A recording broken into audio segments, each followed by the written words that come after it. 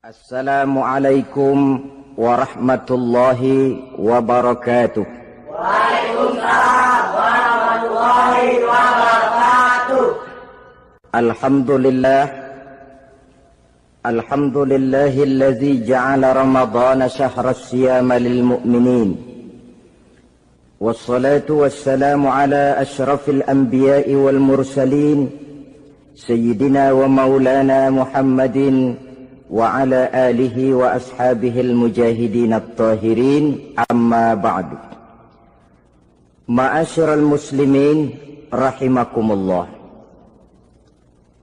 Dari jumlah 12 bulan yang ada dalam agama kita, yang dihitung sejak Muharram sampai dengan bulan Zulqa'dah, maka Ramadan mendapat gelar Sayyidus Syuhur.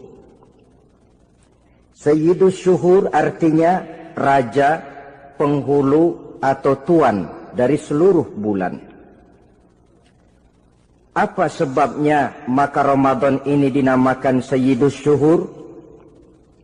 Sebab yang pertama, Ramadan dipilih oleh Allah menjadi bulan tempat di mana pertama kali diturunkan ayat-ayat suci Al-Quranul Karim. Allah tidak memilih Rabiul Awal, tidak Rajab, tidak pula Sya'ban misalnya, tetapi dipilihnya Ramadan untuk menjadi bulan di mana diturunkan ayat-ayat suci Al-Quranul Karim. Seperti yang dijelaskan dalam surah Al-Baqarah ayat 185, A'udzu billahi minasyaitonir rajim. Syahrul Ramadan allazi unzila fihi al-Qur'an hudan linnasi wa bayyinatin minal huda wal furqan. Bulan Ramadan, bulan di mana diturunkan di dalamnya Al-Quranul Karim, yang merupakan petunjuk dan jalan menuju petunjuk bagi orang-orang yang beriman. Oleh sebab itu, salah satu bentuk ibadah yang sangat dianjurkan di bulan Ramadan diantaranya ialah memperbanyak membaca ayat-ayat suci Al-Quranul Karim. Yang kedua, Ramadan disebut Sayyidus Syuhur karena di dalamnya ada satu malam yang bobotnya khairun min alfi syahr. Satu malam tetapi lebih baik daripada 1000 bulan. Itu dinamakan dengan Lailatul Qadar. 1000 bulan kira-kira 83 tahun. Nilai ibadah di malam itu lebih baik daripada nilai ibadah 83 tahun. Padahal umur orang sekarang kan jarang yang sampai 83 tahun. Bagaimana ini harus kita pahami? Ma'asyiral muslimin, sejak kita akil balik sampai kepada usia kita yang sekarang ini, kalau kita mau jujur bercermin, rasanya kita harus mengakui banyak dosa dan kesalahan yang pernah kita kerjakan. Kalau kita berbuat dosa selama 40 tahun, kemudian kita bertaubat 20 tahun lamanya, kalau menurut rumus dagang, ini kan belum tertutup. Dosa 40 tahun ditebus dengan taubat 20 tahun. Tapi haruskah dosa tidak terampuni? Allah Subhanahu wa ta'ala Maha Penyayang. Disediakannya malam-malam yang istimewa, yang punya nilai khusus. Seolah-olah Allah berkata, hai manusia, kau tidak perlu putus asa. Bagaimanapun banyak dosa kau lakukan, bagaimanapun banyak kesalahan kau kerjakan, nih, aku sediakan satu malam khairun min alfi syahrin. Lebih baik daripada 1000 bulan yang disebut dengan Lailatul Qadar. Kapan sih Lailatul Qadar itu? Menurut Al-Imamul Ghazali, Lailatul Qadar itu adanya pada 10 hari yang akhir di bulan Ramadan, terutama pada malam-malam ganjil. Malam 21, 23, 25, 27, dan 29. Tapi orang yang ingin menemukan Lailatul Qadar, dia harus sudah berjaga sejak awal Ramadan. Jadi nggak boleh pakai ilmu ngincer. Tahu ilmu ngincer? Tanggal 20 Ramadan nggak terawih, 21 terawih, 22 perek lagi, 23 masuk lagi, 24 nggak ke masjid. Temennya tanya, kenapa nggak ke masjid? Ini kan bukan malam ganjil, nggak turun Lailatul Qadar. Saya kira yang kayak begini dapatnya bukan Lailatul Qadar, boleh jadi Lailatul Qadar. Orang yang ingin menemukan Lailatul Qadar itu, dia harus berjaga-jaga sejak awal Ramadan. Inilah di antara tugas kita, memanfaatkan waktu-waktu yang punya nilai istimewa. Itu ada dalam agama. Dalam setiap minggu ada hari istimewa. Dalam setiap hari ada jam-jam istimewa. Dalam setiap tahun ada bulan istimewa. Coba, dalam setiap minggu ada hari istimewa, hari Jumat. Dalam setiap hari ada jam-jam istimewa, sepertiga malam yang terakhir. Antara jam 2 sampai menjelang fajar di kala subuh, itu saat-saat istimewa. Di samping saat istimewa, Allah pun menyediakan tempat-tempat yang istimewa. Solat di Masjidil Haram, pahalanya 100.000 kali ketimbang solat di masjid-masjid lain. Begitu di Masjid Nabawi misalnya, ini tempat yang istimewa. Lailatul Qadar, waktu yang istimewa yang diberikan kepada kita untuk kita manfaatkan dengan sebaik-baiknya. Toh dalam kehidupan bernegara saja misalnya, kan pada setiap tanggal 17 Agustus itu presiden memberikan grasi ampunan kepada para entah itu tahanan politik dan sebagainya. Ada yang mendapat potongan tahanan. Waktu-waktu yang istimewa. Inilah sebab kedua kenapa Ramadan dinamakan Sayyidus Syuhur. Sebab yang ketiga, Ramadan disebut Sayyidus Syuhur karena di dalamnya nilai kebajikan berlipat ganda adanya. Satu hadis menjelaskan, "Lau ta'lamu ummati ma fi Ramadan, latamannau an takuna as-sanatu kullaha Ramadan." Andai kata umatku tahu keistimewaan apa yang ada di dalam bulan suci Ramadan, niscaya mereka ingin agar sepanjang tahun isinya Ramadan saja. Apa sebabnya?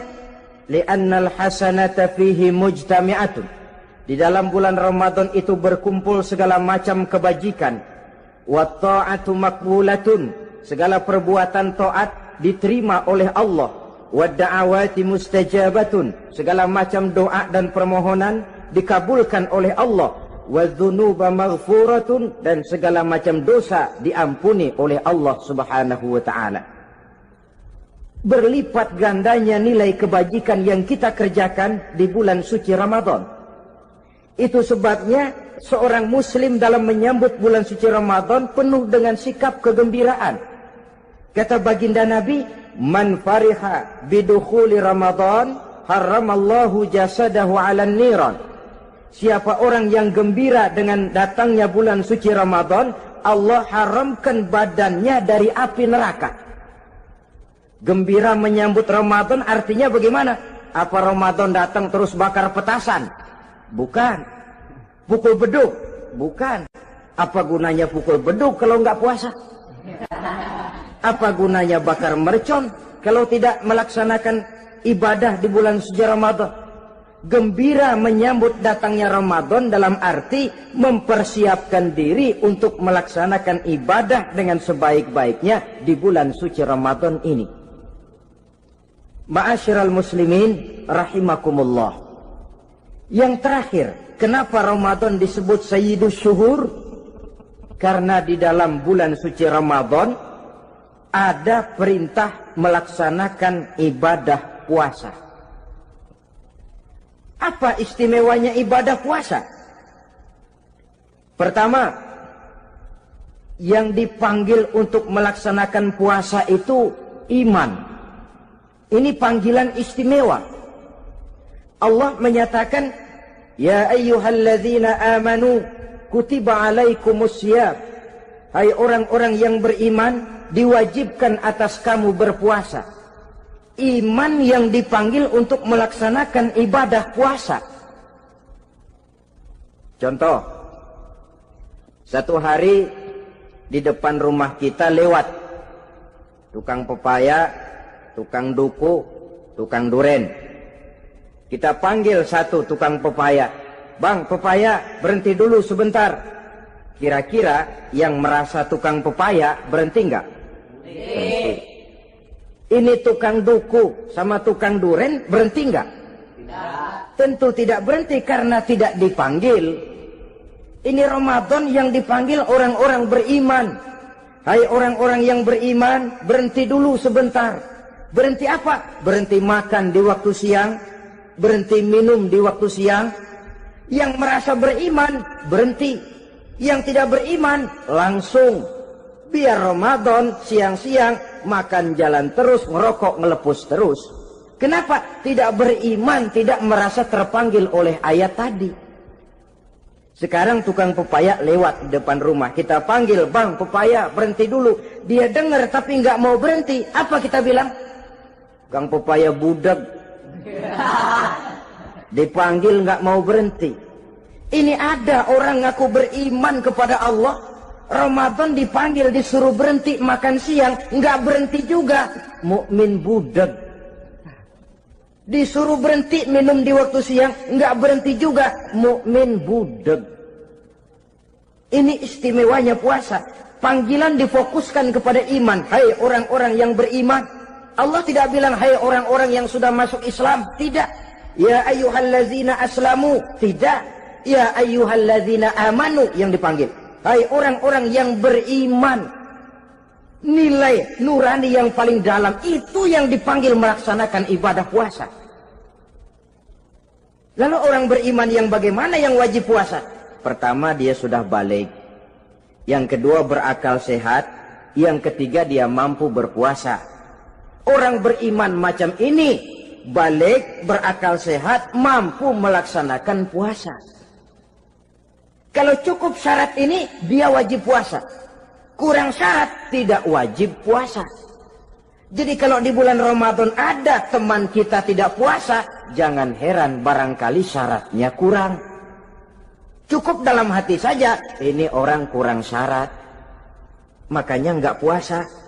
Pak, itu teman saya kok nggak puasa? Nggak puasa, nggak puasa. Dia bukan orang beriman kali ah. Orang yang tidak beriman itu tidak wajib puasa. Beriman kok pak? Iman. Tapi nggak puasa. Nggak puasa. Belum balik kali ah.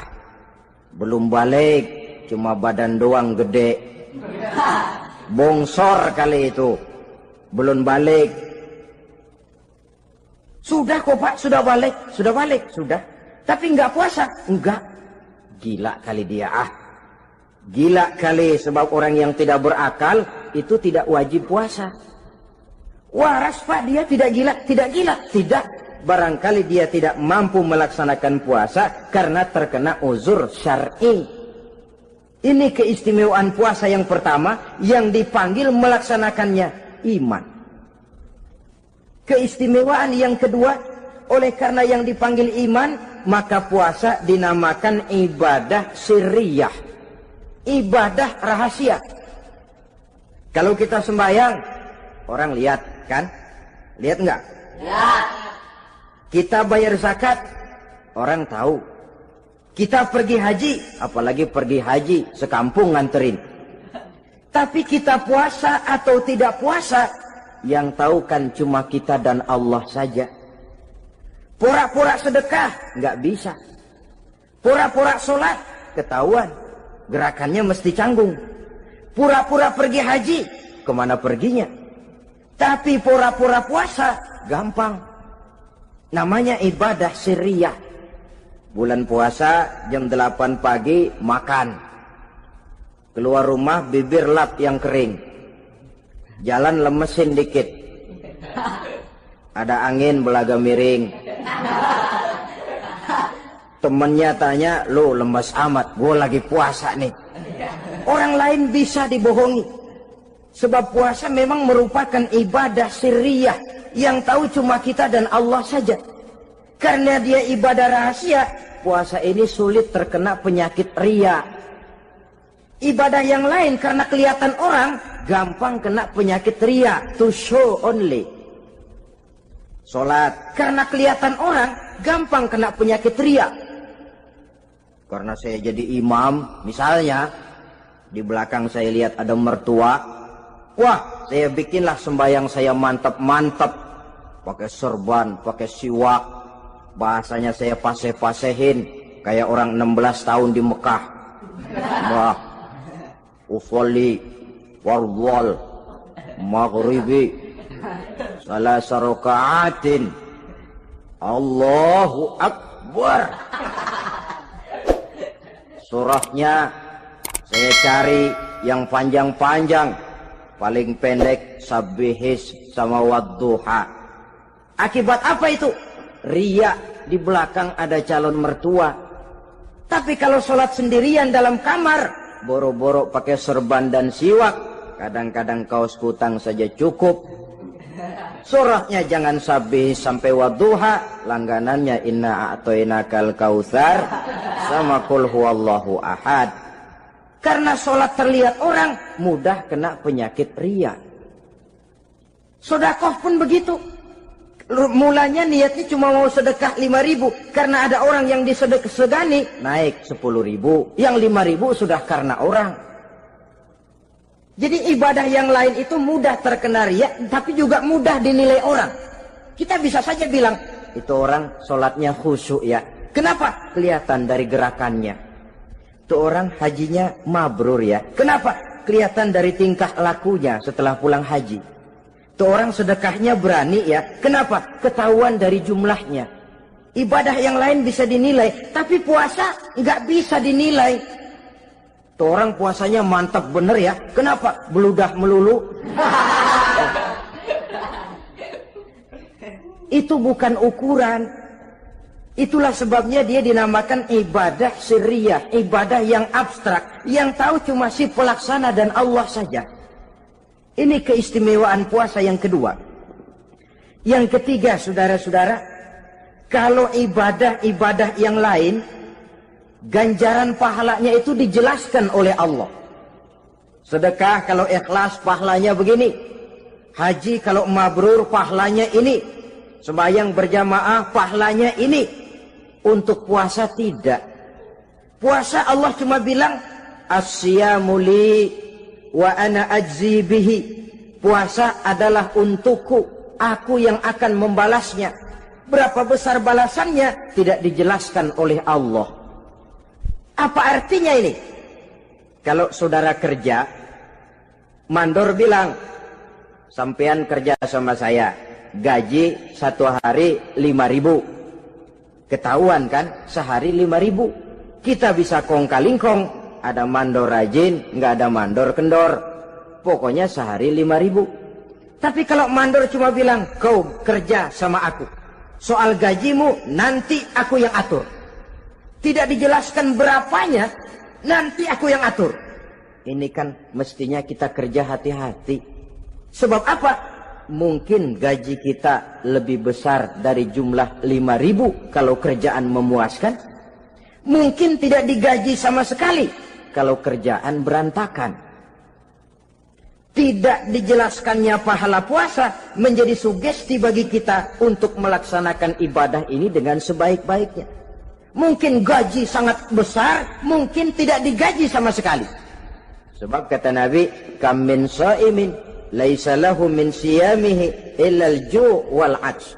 Berapa banyak orang puasa, dia tidak memperoleh apa-apa dari puasanya kecuali lapar dan haus saja. Puasa sah, kewajiban gugur, nilai 0. Tidak dapat apa-apa kecuali lapar dan haus. Jadi inilah keistimewaan daripada ibadah puasa. Saudara hadirin yang saya hormati, kemudian apa sih perlunya kita melaksanakan ibadah puasa ini? namanya syahwat. Kalau itu kita kendalikan, maka langkah hidup ini akan menjadi lurus karenanya.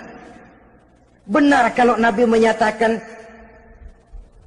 "Iza jaa Ramadan, futihat abwabus sama, wa ghulliqat abwabun nar, wa sufsidatis sayatin."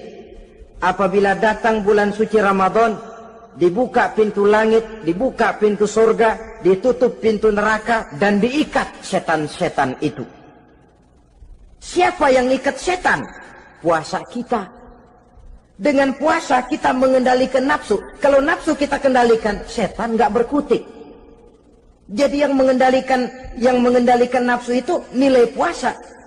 Nafsu terkendali, setan terikat. Kalau puasa, kalau nggak puasa, setannya ngebludak. Jadi jangan digambarkan, wah kalau bulan puasa setan dirantai. Rantainya kayak apa? Yang rantai siapa? Arti setan diikat di sini ialah nafsu dikendalikan. Dengan apa? Mengatur makan dan minum. Puasa kan sebenarnya logikanya mengatur perpindahan waktu makan dan minum saja. Apabila perut besar ini teratur demikian rupa, syahwat tidak menggelegak, dia terkendali. Dengan hidup pandai mengendalikan nafsu, iblis tidak berdaya dan tidak berkutik. Ma'asyiral muslimin rahimakumullah, Nabi bersabda, "La yu'minu ahadukum hatta takuna hawahu taba'an lima ji'tu bih." Belum sempurna iman kamu kalau nafsumu belum ikut apa yang aku bawa. Yang dibawa Nabi tidak lain daripada syariat, termasuk di dalamnya pelaksanaan ibadah puasa. Karena itu saya pesan kepada seluruhnya, jangan kalau puasa kayak orang ngancem. Siang bisa mengendalikan nafsu, tapi begitu maghrib berbunyi, nafsu sudah tidak terkendalikan lagi. Itu namanya puasa orang ngancem. Kayaknya, biarin siang gua tahan, ntar lo maghrib. Begitu maghrib berbunyi, sudah macam bendungan pecah. Semua isi meja pindah ke perut. Akhirnya, kalau siang dia setengah mati kelaparan, habis buka setengah mati kekenyangan. Dua-duanya jelek. Kalau sudah kekenyangan, yang enak kan ngukur balik. Tidur. Maghrib liwat, isya out, trawek boten. Temennya nyamper ke masjid yuk trawek duluan deh, gua kenyang bener nih. Kenyang. Berbuka itu yang bagus pakai etik ya, etika buka itu. Maghrib berbunyi, cukup seteguk air, 3 butir korma atau sepotong kue. Sholat maghrib. Selesai sholat maghrib, masuk ronde kedua. Waktunya agak panjang, makan ala qadarnya. Selesai makan, berangkat ke masjid, isya, tarawih. Pulang tarawih, masuk ronde ketiga. Waktunya panjang, mau habis-habisan juga nggak apa-apa. Tapi kalau begitu maghrib berbunyi langsung dipukul 1 ronde, kita yang rubuh. Kekenyangan. Waktu siang dia sanggup mengendalikan nafsu, tapi begitu maghrib berbunyi, nafsu sudah tidak terkendali lagi. Asar pengaruh puasa tidak akan membekas dalam jiwanya. Siang jelas puasa, nggak boleh ngerokok. Begitu maghrib sampai imsak kayak lokomotif, kelebul nggak berhenti-berhenti. Tidak lagi sanggup mengendalikan diri, mumpung boleh katanya. Sampai pernah kejadian ada orang bangun sahur kesiangan, bingung dia waktunya tinggal dikit. Mau sahur dulu nggak keburu ngerokok, mau ngerokok dulu takut nggak keburu sahur, akhirnya bareng. Sebelah nyuap nasi, sebelah ngerokok. Itu macam mana rasanya kalau sudah kayak begitu? Padahal pengaruh daripada melaksanakan puasa akan terlihat dari sejauh mana seseorang dalam hidup mampu mengendalikan nafsu. Bukan pada waktu memang dilarang, tapi pada waktu diizinkan. Di situ yang paling kelihatan. Kalau waktu siang saudara mampu mengendalikan nafsu, itu jelas saja memang seharusnya wong puasa. malam dalam keadaan makan boleh, minum boleh, masih mampu mengendalikan nafsu, dalam arti makan dan minum pada batas yang wajar saja, itulah yang dikehendaki dari melaksanakan ibadah puasa. Sehingga ibadah itu membekas dan ikut membentuk kepribadian orang. Sekali lagi, jangan cuma waktu siang saja bisa mengendalikan nafsu. Di waktu malam pun dalam kondisi yang memang dihalalkan, kita juga hendaknya mampu mengendalikan nafsu. Jadi inilah perlunya puasa yang pertama, supaya kita bisa mengendalikan nafsu. Yang kedua, puasa itu melatih kita hidup sederhana. Orang sufi mengajarkan, orang yang paling kaya ini sebenarnya orang yang hidupnya paling cukup. Sedangkan orang miskin adalah orang yang kebutuhannya kelewat banyak. Maka yang paling kaya, bahkan yang maha kaya, itu sebenarnya cuma Allah. Sebab apa? Dia nggak perlu apa-apa. Makin banyak keperluan kita, makin miskin kita. Coba orang puasa lihat. Kalau sudah jam 2, jam 3, itulah barangkali memang termasuk godaannya dalam melaksanakan ibadah puasa. Kalau jam 1 siang, jam 2 siang, jangankan makanan enak, nangka busuk kita lihat legit. Barangkali cobaan di dalam melaksanakan ibadah puasa.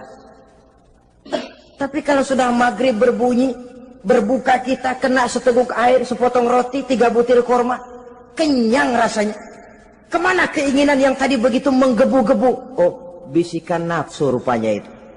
Makin dalam kita merenung, makin sampai kita kepada bentuk kesederhanaan di dalam hidup ini. Puasa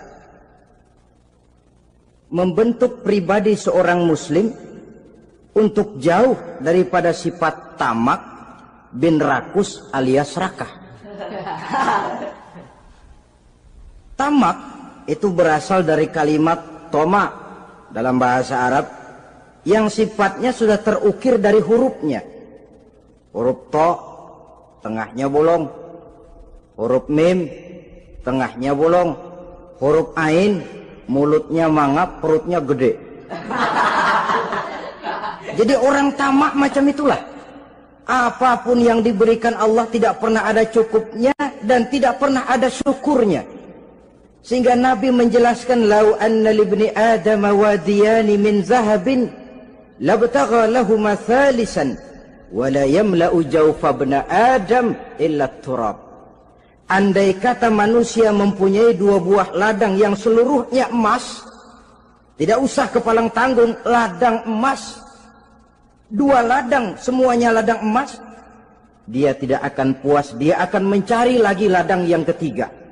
Wala yamla'u jawfa ibna Adam illa turab. Mulut manusia ini memang tidak akan pernah penuh kecuali kalau sudah diisi dengan tanah. Kapan diisi dengan tanah? Kalau sudah menghadap ke arah kiblat di liang lahat, nah itu baru mulut udah nggak ngerawil, diam, tenang, kalem, diisi dengan tanah.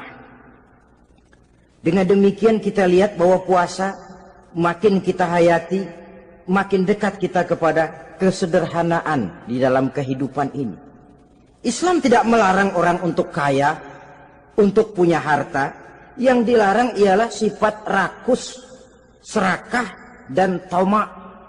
Karena ini akan membuat orang melakukan segala macam cara, ingkar kepada nikmat Allah, tidak pandai bersyukur, pandangan matanya selalu diarahkan ke atas.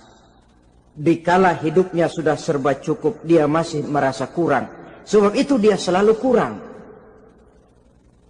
Dia sudah kaya tapi masih merasa miskin saja, maka hidupnya pun miskin terus. Saudara-saudara ma'asyiral muslimin, ini hikmah yang kedua kenapa kita perlu puasa. Yang ketiga, puasa itu melatih kita cinta kepada fakir miskin, orang-orang yang tidak mampu, yang memerlukan pertolongan.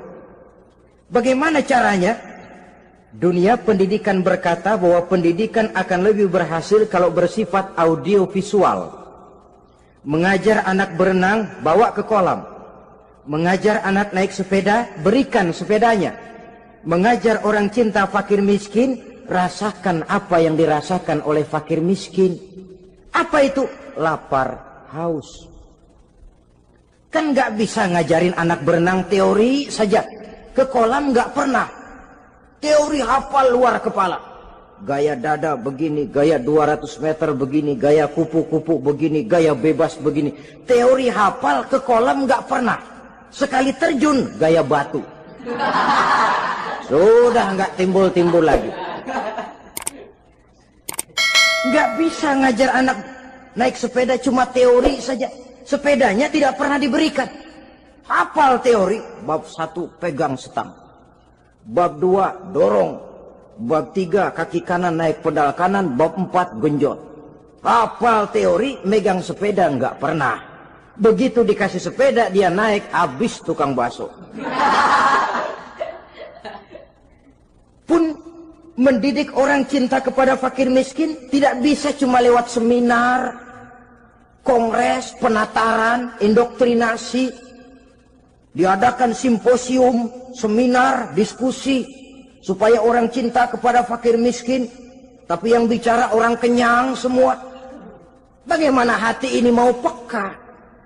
Islam itu nggak usah banyak teori lah. Rasakan saja lapar, haus, enak nggak? Kalau kau tahu lapar dan haus tidak enak, kau lapar haus cuma sebentar. Habis maghrib, laparmu hilang, hausmu hilang. Bagaimana saudara-saudaramu muslimin yang terkapar di kolong-kolong jembatan?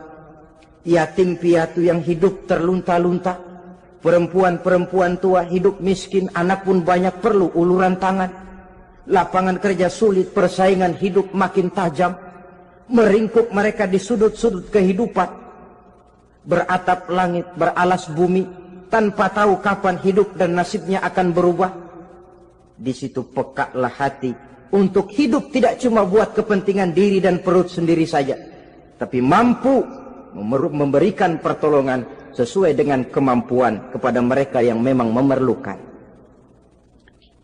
Sebuah hadis menyatakan, irhamu ahlal ardi yarhamkum man fis sama. Sayangilah apa yang ada di permukaan bumi, nanti yang di langit akan sayang kepadamu. Si kaya sayang kepada yang miskin lalu menolongnya. Yang alim sayang kepada yang awam lalu membimbingnya. Yang pemimpin sayang kepada rakyat lalu melindunginya.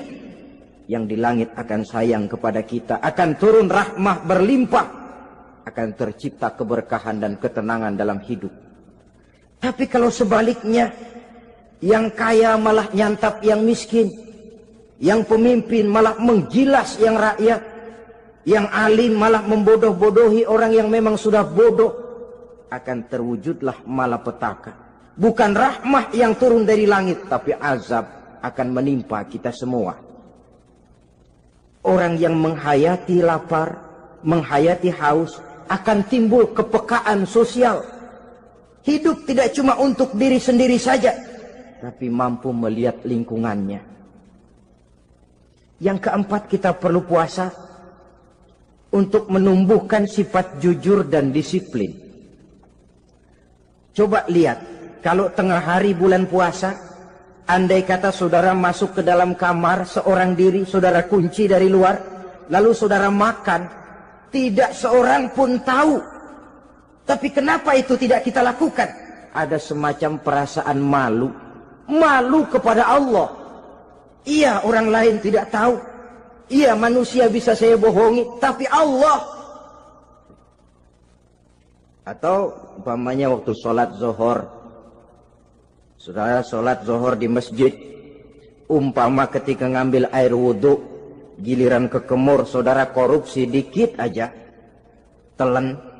Yang Nabi sumu tasihhu, berpuasalah kamu, badanmu akan sehat.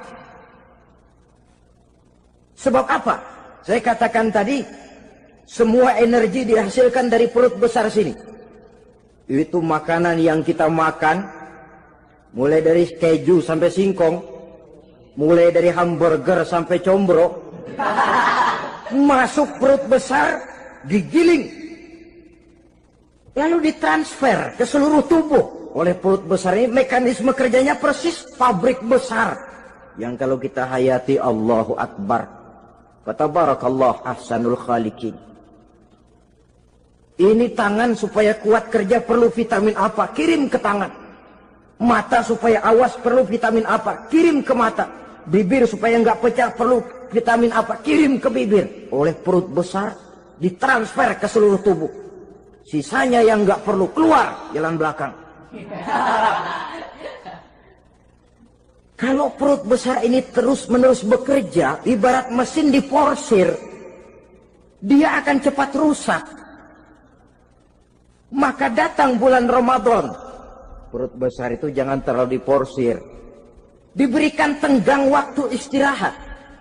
Sehingga Nabi memberikan jaminan sumu tasihhu. Berpuasalah kamu, pasti kamu akan sehat. Buktinya orang mati kelaparan banyak, tapi yang mati karena puasa, kalau puasanya betul, nggak ada. Maka Islam itu agama yang sesuai dengan fitrah ya. Buktinya apa? Puasa wisol itu bukan saja tidak boleh, tapi haram. Puasa wisol artinya puasa nyambung. Dari pagi sampai maghrib, sampai malam, sampai besok pagi lagi terus-terusan puasa, haram. Karena itu bertentangan dengan fitrah. Islam tidak cukup dari waktu imsak sampai datang waktu maghrib. Kenapa? Menurut perhitungan itu sesuai dengan daya kemampuan maksimal manusia. Sudah diukur itu. Allah yang bikin manusia kok. Jadi kalau Allah perintah puasa, itu sudah dalam kemampuan daya tampung dari kapasitas yang dimiliki manusia. Orang mati kelaparan banyak, yang mati karena puasa nggak ada. Belum pernah saya dengar ada warta berita, sari berita-berita penting dalam siaran ini, gara-gara bulan puasa orang Islam pada mati. Nggak ada. Yang mati kelaparan banyak, tapi yang mati karena puasa tidak ada. Nabi menjamin sumu tasihhu. Berpuasalah kamu, pasti badanmu akan sehat. Ma'asyiral muslimin, kalau sudah tahu kita apa perlunya kita berpuasa, pembicaraan akan saya lanjutkan bagaimana seharusnya kita puasa. Puasa yang ideal itu yang bagaimana? Al-Imamul Ghazali menjelaskan, orang yang puasa itu ada 3 macam. Pertama, saumul awam. Puasanya orang kebanyakan. Orang macam ini merasa sudah puasa asal tidak makan, tidak minum. Puasa sudah. Pokoknya tidak makan, tidak minum, itulah puasa. Ini puasanya orang awam. Matanya tidak pernah puasa. Kupingnya tidak puasa, kakinya tidak puasa, tangannya tidak puasa. Ini puasa orang awam, kebanyakan. Hasilnya tidak mustahil seperti yang dikatakan Nabi tadi.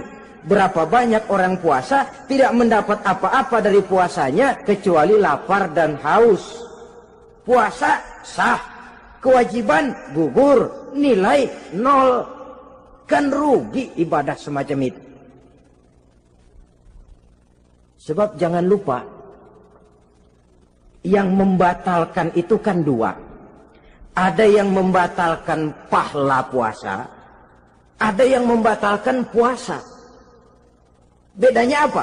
Kalau puasa batal, pahala jelas batal. Tapi kalau pahala yang batal, puasanya mungkin sah. Kewajibannya gugur, tapi pahala tidak ada. Kalau yang membatalkan puasa sih umumnya kita bisa jaga itu. Sebab apa? Masalahnya konkret, kelihatan. Apa yang membatalkan puasa? Misalnya makan dan minum yang disengaja walaupun sedikit. Batal.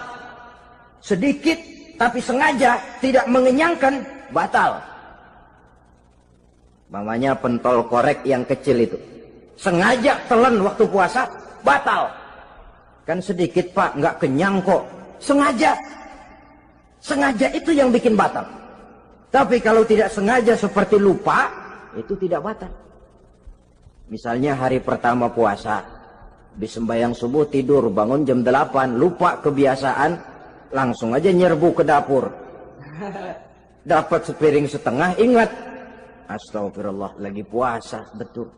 Setelah ingat bagaimana? Yang masih ada di mulut keluarkan, berkemur, lanjutkan puasanya, sah. Perkara sepiring setengah yang udah kadang masuk bagaimana Pak? Itu rezeki. Lawang orang lupa. Lupa itu kan jenis yang ma'fu anhu, jenis yang dimaafkan. Makan dan minum yang disengaja walaupun sedikit, batal. Batal puasanya. Apalagi muntah yang disengaja, batal puasa itu. Ukuran sengaja kan kita tahu. Apalagi hilang akal, seperti gila atau pingsan, batal puasa. Apalagi hubungan suami istri di waktu siang secara sengaja, batal. Kalau sengaja. Kalau nggak sengaja, enggak. Namanya nggak sengaja.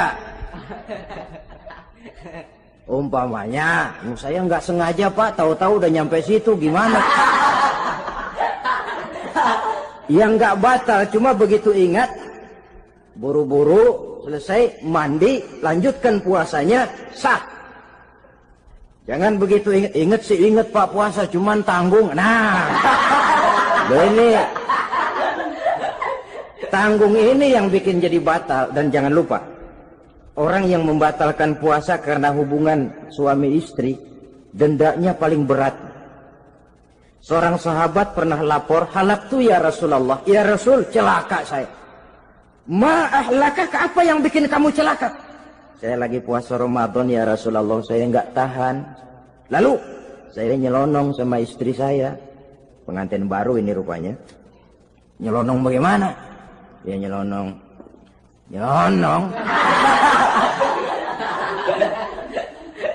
Melanggar dia, tapi jujur, lapor. Kata Rasul, ya sudah, bayar dendanya.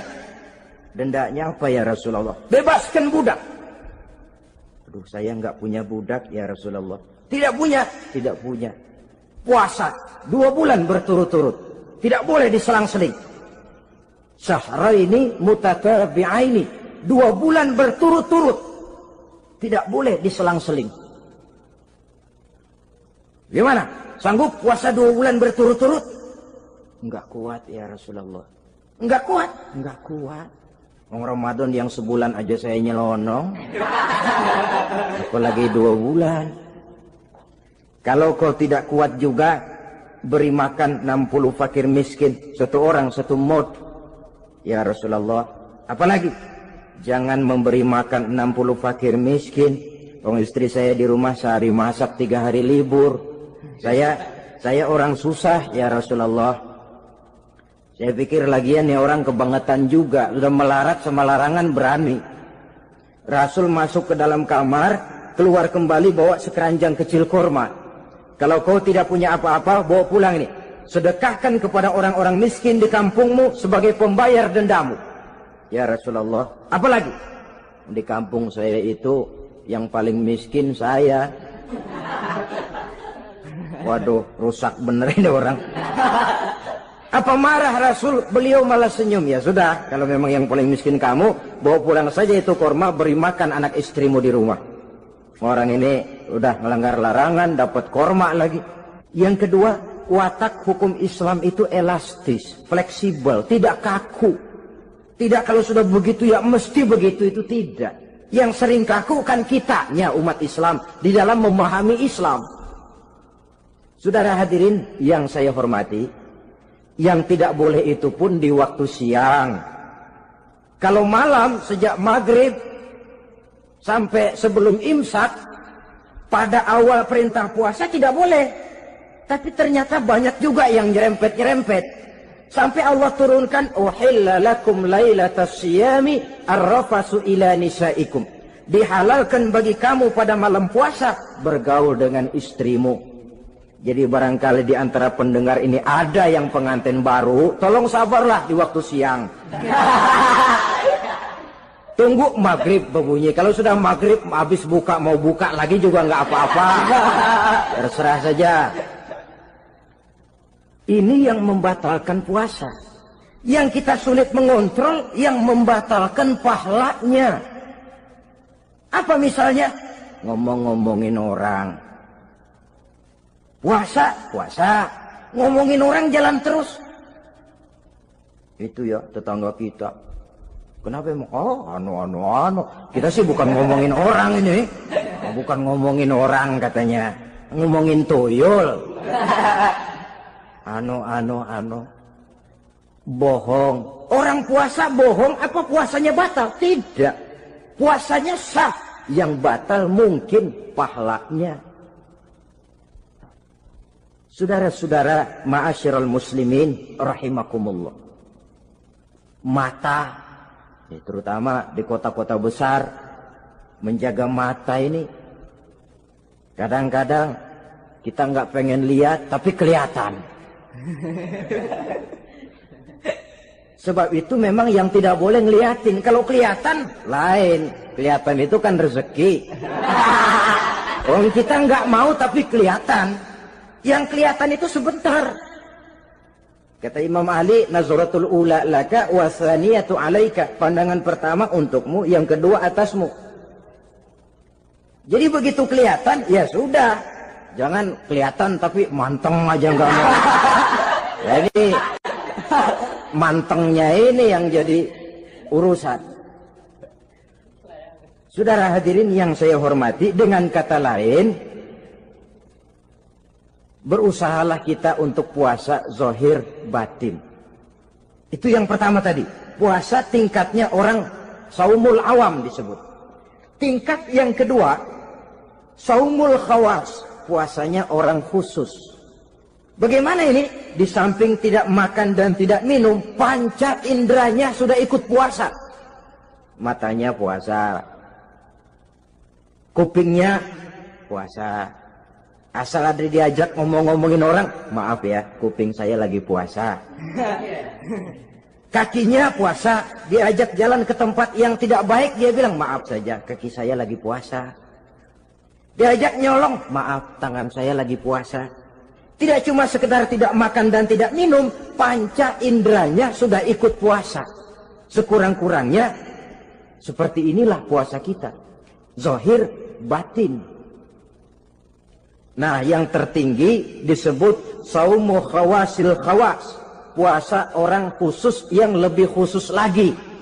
Ini sudah the first class ini. Puasanya orang fit. Bagaimana puasanya orang ini? Di samping tidak makan dan tidak minum, puasa panca inderanya, hatinya juga sudah ikut puasa dari seluruh keinginan yang selain Allah. Wah, ini kelas tinggi. Orang yang puasa macam ini, andai kata jam 3 sore dia berpikir, ntar sore buka pakai apa ya? Dia menganggap batal pahalanya. Kenapa? Masih mikirin makanan. Kalau kita kan bukan cuma mikirin, ngancem. Waduh, jam 5 di meja udah berderek es kopior, kelapa muda, cendol. Apa yang mau diminum lebih dulu? Tingkat yang tertinggi ini, hatinya juga puasa dari semua keinginan yang selain Allah. Idealnya sekurang-kurangnya kita puasa zahir batin. Zahirnya menahan diri dari yang membatalkan puasa, batinnya mencegah diri dari yang membatalkan pahala puasa kita itu. Ma'asyiral muslimin rahimakumullah. Terakhir, Rasulullah sallallahu alaihi wasallam membagi bulan Ramadan itu menjadi 3 bagian. Sepertiga yang pertama, tanggal 1 sampai 10 Ramadan, masa turunnya rahmah. Turunnya kasih sayang Allah. Kalau istilah sepak bola, tanggal 1 sampai 10 Ramadan ini disebut babak semifinal. Babak penyisihan. Sepak bola itu kalau baru tingkat babak penyisihan, pesertanya banyak. Seluruh kesebelasan turun bertanding. Babak penyisihan. Ramadan tanggal 1 sampai 10, babak penyisihan, putaran pertama. Pasaran puasa rame. Masjid musola full house. Meledak, tidak sanggup menampung jamaah yang tarawih itu. Yang tadarus meriah. Kenapa? Maklum babak penyisihan, seluruh kesebelasan turun bertanding. Tanggal 1 sampai tanggal 10 Ramadan. Bila itu selesai, selesailah putaran pertama. Masuk putaran kedua, sepertiga yang kedua, tanggal 10 sampai 20 Ramadan, masa maghfirah, masa turunnya ampunan dari Allah. Masuk babak semifinal. Sepak bola itu kalau sudah babak semifinal, itu kan sudah banyak kesebelasan yang masuk kotak. Maka 10 Ramadan ke atas, pasaran puasa mulai menurun. Yang enggak puasa mulai nekat. Yang tadarus sudah mulai sayup-sayup sampai. Sementara barisan orang sembahyang tarawih di masjid mulai mengalami kemajuan dengan pesatnya. Barisannya makin maju ke depan. Maklum, tidak semua kesebelasan tangguh. Ada yang sejak bertanding sudah berhitung. Kita sih bakalan kalah jelas, yang penting main aja dulu dah. Ada yang rajin ke masjid motifnya lain, ada. Karena ikut-ikutan teman, karena malu sama mertua, rajin terawih. Karena nganterin, rajin terawih. Bayangnya paling belakang berdua lagi. Malah ngeledek begitu imam waladolin, dia di belakang nyaut asik.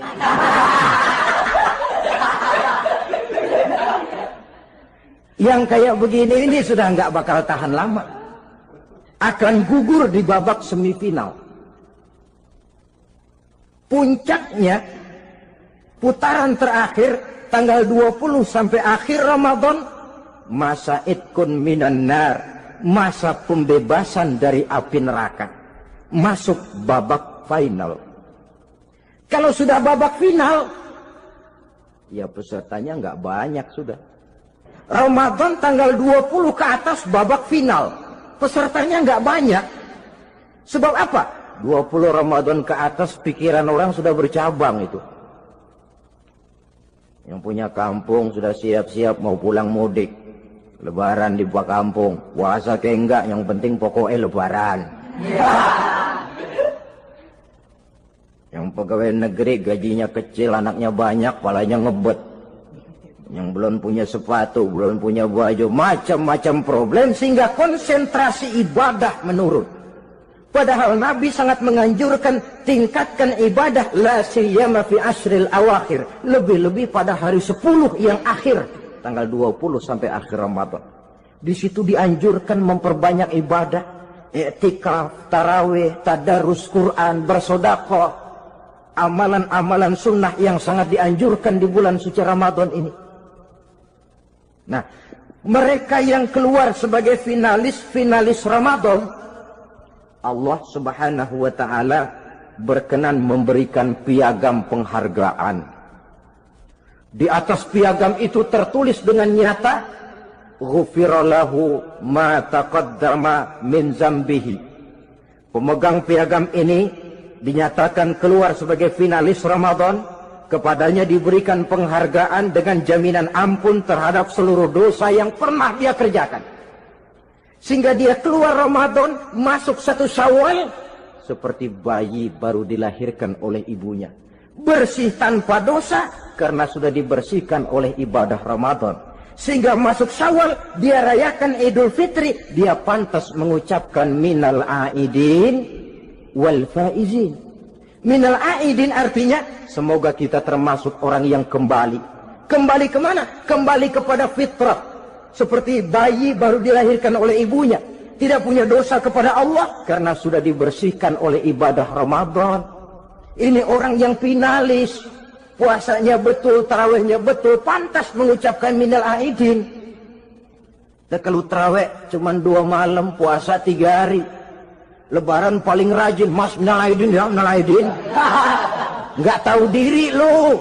Minal aidin dari mana? Saudara hadirin, dosa kepada Allah bersih oleh ibadah Ramadan. Tinggal dosa kepada sesama manusia, berhalal bihalal di hari raya Idul Fitri.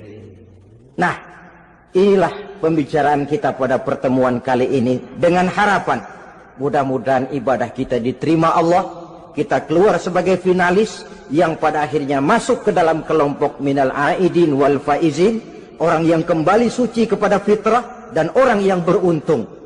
Dengan semangat inilah kita rayakan Idul Fitri, hari raya kembali kepada fitrah. Terima kasih banyak atas segala perhatian. Mohon maaf atas segala kekurangan.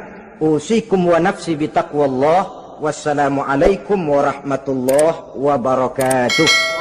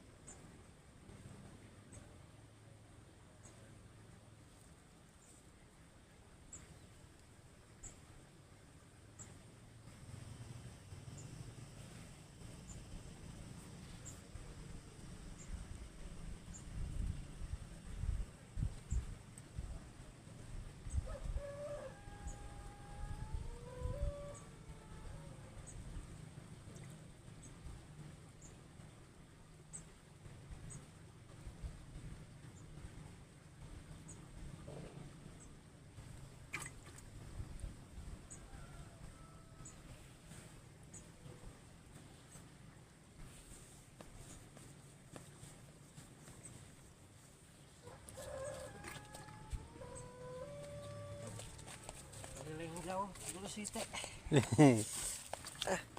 Gua lagi nak makan ikan tuh. Nggak makan. Iya aja makan.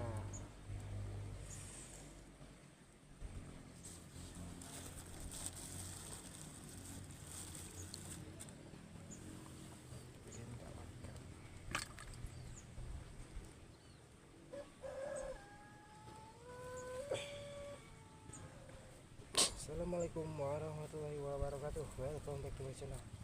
Oke teman-teman, kita mancing lagi di sekat arit kecil. Ya, mudah-mudahan ada rezekinya.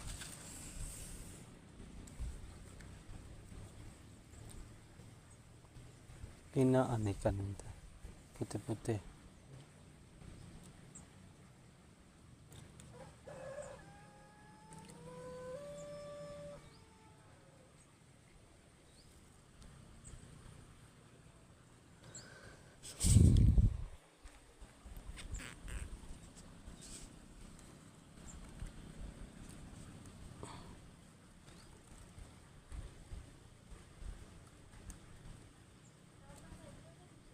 Kalau ada di kecil lah, cepat. Cepat. Dia nak makan.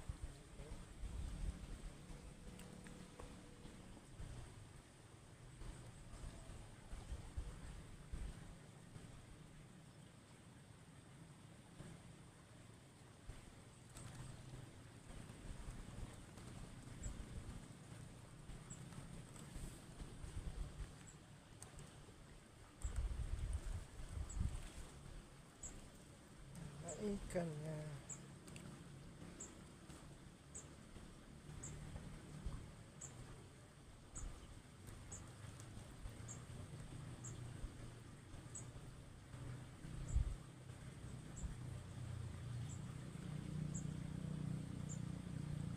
Siang nggak tadi juga. Siap.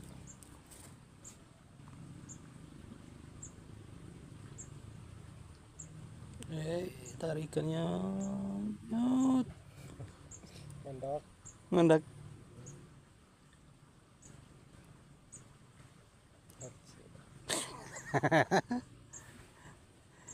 Ay, ay. Gimana yang ini?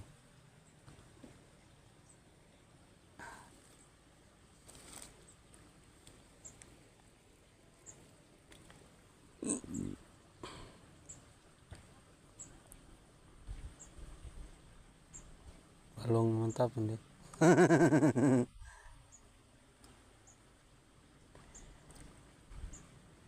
Apa anu mika brogu akem doa? Apa kulai kan juga? Ayam tu. Oh, mie dapat. Ha, Jual banyak nih. Bukannya ingunan. cek no daging. Asik soal.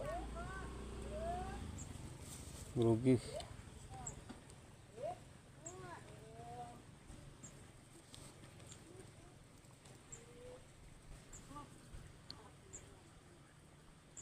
Seru kan yang nak itu mikat tata.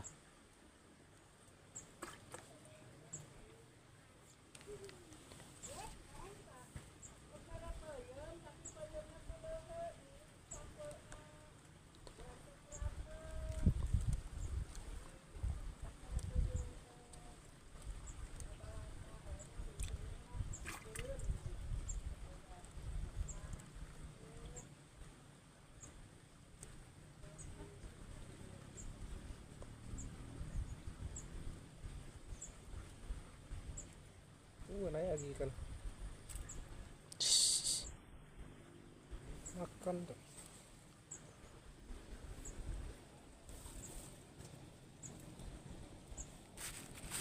Cacing lagi. Ikannya guys, kelihatan itu naik terus tapi nggak mau makan. Wah, ini.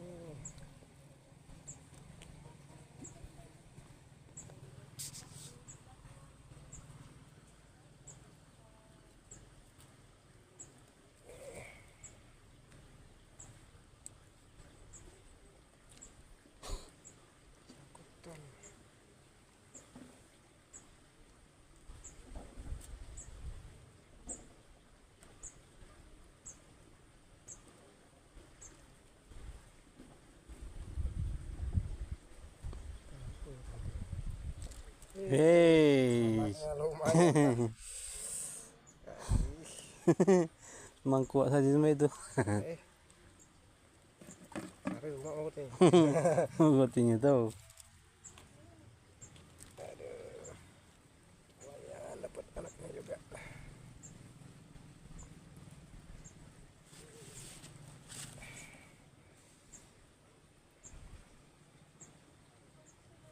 Kan kena na.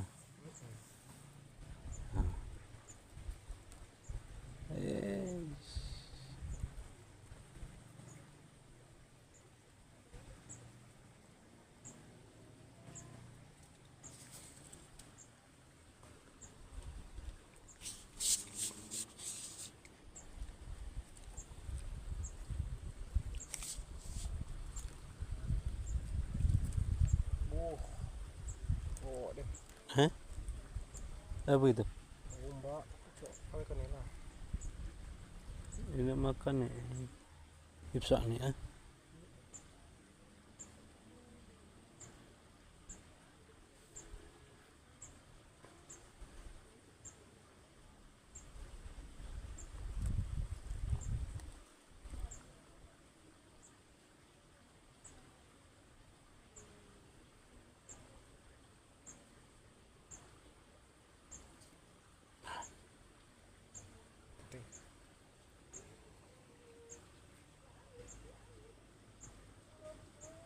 Kita coba di bawah sana, siapa tahu ada.